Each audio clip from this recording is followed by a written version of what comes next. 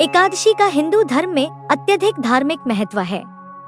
यह माना जाता है कि यदि एकादशी का व्रत पूरे मनोभाव से रखा जाए तो जीवन के सभी कष्ट दूर हो जाते हैं और पापों से मुक्ति मिलती है। विशेष रूप से योगिनी एकादशी का व्रत करने पर 88,000 ब्राह्मणों को भोजन करवाने जितना पुण्य मिलता है। साल भर में कुल 24 एकादशियां पड़ती हैं, जो हर महीने के कृष्ण पक्ष और शुक्ल पक्ष की एकादशी तिथि पर आती हैं।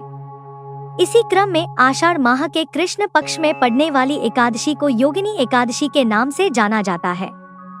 इस दिन भगवान विष्णु की पूरे मनोभाव से पूजा आराधना की जाती है, जिससे वे प्रसन्न होकर भक्तों पर अपनी कृपा बरसाते हैं। अक्सर एकादशी की तिथि को लेकर भक्तों में असमंजस की स्थिति रहती है। इस बार भी योगिनी एकादशी की सही तिथि को लेकर भ्रम बना हुआ है कि 21 जून या 22 जून कब रखा जाएगा यह व्रत। यहाँ जानिए योगिनी एकादशी व्रत से जुड़ी सभी महत्वपूर्ण जानकारी। कब है योगिनी एकादशी 2025? इस वर्ष योगिनी एकादशी की तिथि को लेकर कुछ भ्रम की स्थिति है। सही तिथियां इस प्रकार हैं। एकादशी तिथि प्रारंभ 21 जून 2025 सुबह 7:18। एकादशी तिथि समाप्त 22 जून 2025 सुबह 4:27। व्रत रखने की तिथि 21 जून शनिवार। व्रत का पारण 22 जून रविवार को दोपहर 1:28 से 4:03 तक। हरिवासर समाप्ति सुबह 9:41। योगिनी एकादशी के व्रत का पारण 22 जून की दोपहर 1:47 से शाम 4:35 तक किया जा सकेगा। इस शुभ मुहूर्त में व्रत का पारण करना अत्यंत शुभ माना जाता है। योगिनी एकादशी की पूजा विधि। योगिनी एकादशी के व्रत के नियम दशमी की शाम से ही प्रारंभ हो जाते हैं और अगले दिन एकादशी तक चलते हैं। दशमी तिथि पर रात के समय गेहूं, मूंग और जौ का सेवन नहीं किया जाता है। साथ ही दशमी की रात को नमक का सेवन भी वर्जित है। एकादशी के दिन अगली सुबह एकादशी पर स्नान के पश्चात व्रत का संकल्प लिया जाता है और फिर स्वच्छ वस्त्र धारण किए जाते हैं। भगवान विष्णु की पूजा करने के लिए एक कलश में जल भरकर रखा जाता है। भगवान को टीका लगाया जाता है, अक्षत अर्पित किए जाते हैं, आरती की जाती है और भोग लगाकर पूजा का समापन होता है। भोग में तुलसी को शामिल करना अत्यधिक शुभ माना जाता है। पूजा के दौरान इन मंत्रों का करें जप।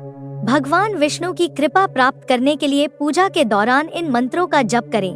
विष्णु गायत्री मंत्र, ओम श्री विष्णवे च विद्महे वासुदेवाय धीमहि तन्नो विष्णुः प्रचोदयात्। विष्णु मंगल मंत्र, मंगलम भगवान विष्णुः, मंगलम गरुणध्वज, मंगलम पुंडरीकाक्षः, मंगलाय तनो हरिः। क्यों मनाई जाती है योगिनी एकादशी? योगिनी एकादशी की कथा स्वर्ग लोक से जुड़ी है।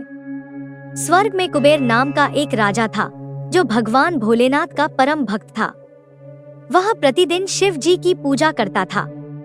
उसके पास हेम नाम का एक माली था, जो रोज उसके लिए फूलमाला लाता था। हेम माली की पत्नी का नाम विशालाक्षी था, जो बेहद सुंदर थी। एक बार सुबह जब माली मानसरोवर से फूल तोड़ कर लाया, लेकिन कामासक्त होने के कारण वह अपनी पत्नी के साथ हास्य विनोद करने लगा। इस कारण राजा को पूजा करने में देरी हो गई, जिससे वे क्रोधित हो गए। राजा ने माली को श्राप दिया कि तुमने ईश्वर की भक्ति से ज्यादा कामासक्ति को प्राथमिकता दी है। तुम्हारा स्वर्ग से पतन होगा और तुम धरती पर स्त्री वियोग और कुष्ठ रोग का सामना करोगे। इसके बाद हेम माली धरती पर आ गिरा।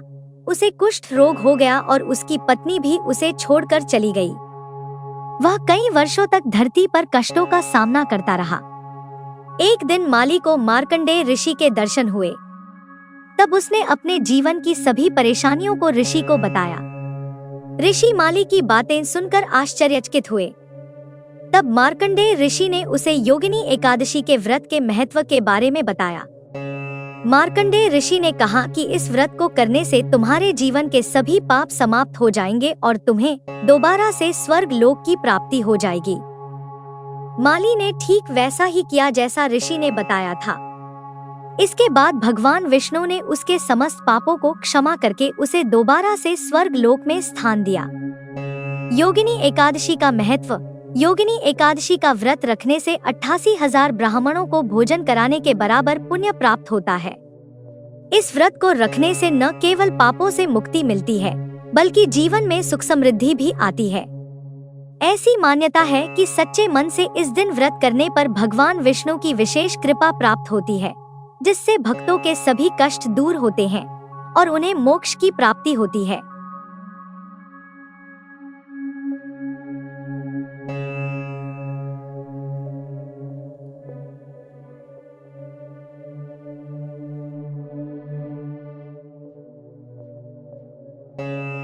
अगर आपको यह वीडियो पसंद आया हो तो इसे लाइक करें, शेयर करें और हमारे चैनल को सब्सक्राइब करना न भूलें।